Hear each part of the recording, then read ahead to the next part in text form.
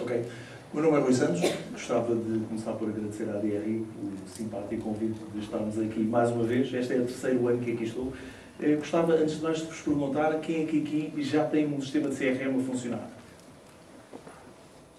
Cerca de metade da sala. Significa que a outra metade tem intenção e é mais uma vez uma pergunta, tem intenção de investir na compra de um CRM ou da implementação do CRM no próximo ano? Ok. Eu, de facto, trago-vos aqui um tema que eu acho que é muitíssimo interessante. Eu acho que é mesmo fundamental, que é a importância de fazer o levantamento do processo, de fazer o levantamento das necessidades como sucesso de um projeto CRM. Sou um pouco suspeito, porque isto é uma atividade que eu acho mesmo muito engraçada. E, de facto, fazemos isto com imenso prazer. Mas, de facto, é na nossa perspectiva, e aquilo que eu vos trago aqui é a nossa perspectiva, a diferença entre muitas vezes teve um projeto de sucesso ou, de facto, um projeto que se arrasta, muitas vezes chega a não chegar a lado nenhum, muitas vezes tem de voltar para trás e essencialmente, é muitas vezes uma luta entre cliente e fabricante a tentar, de alguma forma, garantir que chegamos a um bom ponto. A agenda que trago aqui para partilhar convosco começa com uma brevíssima apresentação da IMPA, fazer aqui um pouco de enquadramento sobre todo este tema, depois começar já a apontar, digamos assim, qual é que nos parece ser a solução para esta problemática do mapeamento de processos, os requisitos funcionais, ou seja, aquilo que um caderno de encargos, um levantamento de requisitos deverá quase obrigatoriamente incluir e as nossas principais conclusões. Por isso, começando aqui pela IMPAR. A IMPAR é uma empresa de consultoria especializada neste mundo dos contact centers, CRM, serviço a clientes, Customer Experience Management.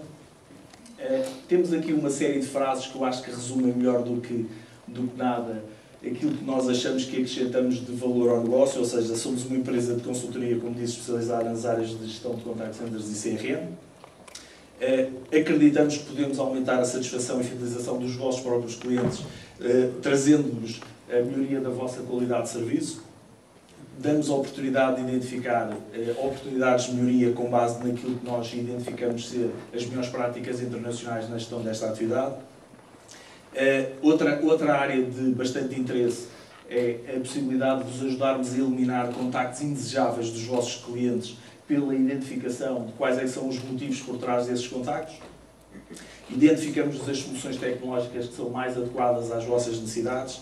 Também na parte mais operacional, os modelos de outsourcing que, mais uma vez, podem ser mais adequados à vossa realidade. Temos aqui toda uma área muito interessante, que é a área do desenvolvimento de portais de conhecimento, que no fundo congregam toda a informação que é necessária para fazer o suporte ao Customer Service. E, finalmente, ajudamos-vos de alguma forma a capturar a satisfação e o feedback dos clientes, como, no fundo, trazer para dentro da empresa a voz do cliente e aquilo que ele pensa que poderia ser melhorado na operação. Isto de uma forma assim muito sintética, nós gostamos de dizer que vos ajudamos a converter os vossos clientes em fãs e, aliás, este até é o mote de um workshop que fazemos anualmente sobre este tema. Nós, hoje em dia, já temos uma série de referências interessantes. Estas são as que acumulámos até em 2008 e 2009. Já este ano tivemos a honra de trabalhar em empresas como o BES, Central de Cervejas, a Açoriana, está ali o Nuno, não deixa mentir. E, feita esta pequena apresentação, vamos então ao enquadramento. Porque é que tenho a profunda convicção de que este tema do levantamento de necessidades é absolutamente fundamental antes do início de um CRM? Porque a experiência que temos tido é que, de facto, existe muitas vezes aqui um problema que está amontando o próprio sistema ou a própria implementação que decorre desta, por vezes, incoerência, que é, por um lado, a perspectiva do cliente nem sempre estar alinhada com a perspectiva do fornecedor e não tirar partido da flexibilidade da solução. Vou tentar concretizar um pouco melhor o que é que eu pretendo dizer com isto. Muitas vezes, não é raro, os clientes, quando encaram pela primeira vez a possibilidade de adquirir uma ferramenta informática, como seja, por exemplo, o caso de um CRM, entrarem numa primeira fase naquilo que eu chamo o encantamento pela funcionalidade. Ou seja, é aquele estágio inicial em que uma pessoa vem a um evento destes, por exemplo, e começa a ver os ecrãs giríssimos, muito engraçados, com muitas funcionalidades, e aquilo de facto começa a mexer connosco. E por isso o primeiro impacto é, isto de facto é muito interessante. E nessa fase, na relação com o fabricante, as perguntas parecem ter sempre resposta afirmativa. Então isso permite fazer um workflow? Permite, sim senhor. E permite ser feita a configuração automaticamente ou manualmente? Permite, sim senhor. E permite ter pontos de controle? Permite, sim senhor. Por isso, permite. de facto, há ali uma fase inicial que uma pessoa fica encantada com a possibilidade de ter uma ferramenta que permite praticamente tudo, e nessa fase, o que nos parece que faz falta nesse momento é, de facto, enquadrar esse encantamento pela funcionalidade, pelo foco na aplicabilidade, ou seja, contextualizar exatamente aquilo que acabamos de ver e que, de alguma forma, nos parece ser muito interessante, descer à terra e pensar, ok, mas eu, em concreto, vou utilizar isto como, quando, em que circunstâncias, etc. Até porque, cada vez mais, isto que se calhar parecia um nice to have aqui há uns anos atrás, hoje em dia é quase absolutamente mandatório. Porque as próprias ferramentas e a forma como elas estão construídas mudaram profundamente. Ou seja, aqui talvez há 5, 10 anos atrás, o que era comum era nós compararmos aquilo que se chamava muito frequentemente um pacote.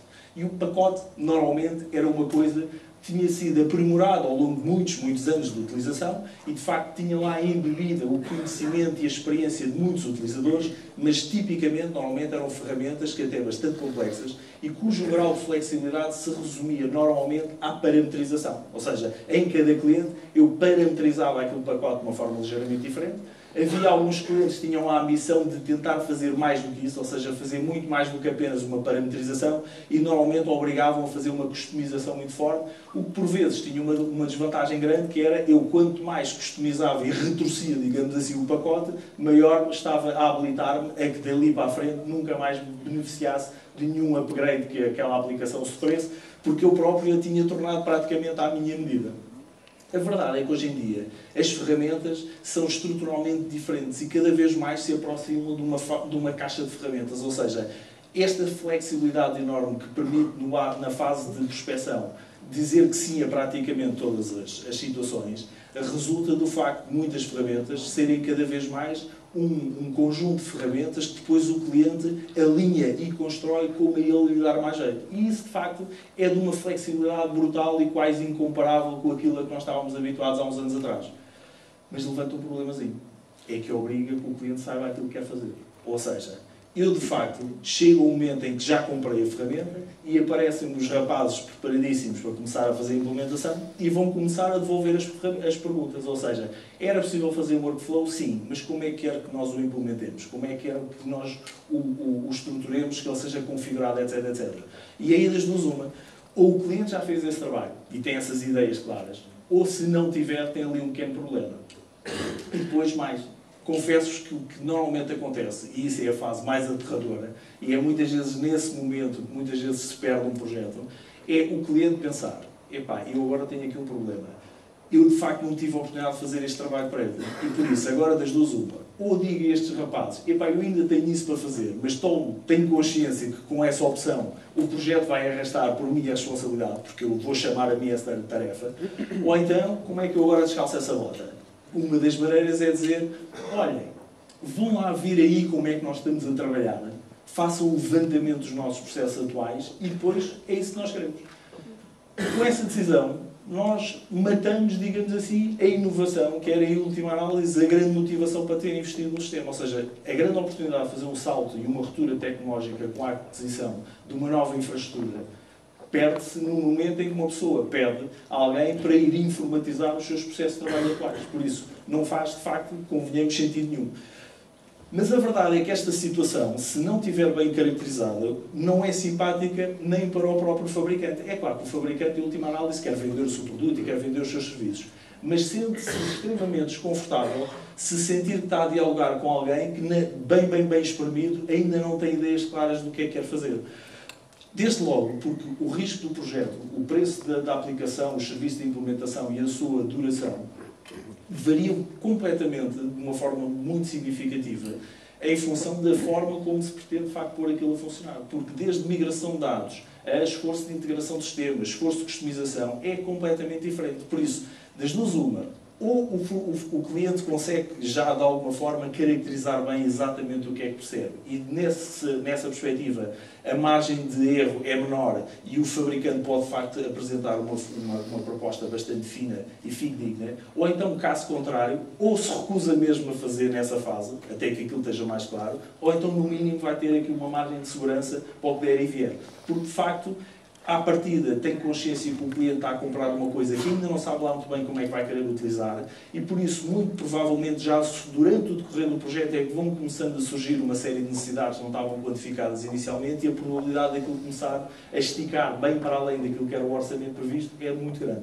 E esta é essencialmente a principal razão porque nós entendemos que este, de facto, é um tema mesmo muito crítico e que, quando não é endereçado devidamente, e é fácil que ele não seja endereçado devidamente, porque todos nós temos muito que fazer e muito trabalho, e de facto a tentação de ir ao mercado, comprar logo a ferramenta, trazê-la cá para dentro de casa e depois nós logo vemos como é que a utilizamos é muito grande.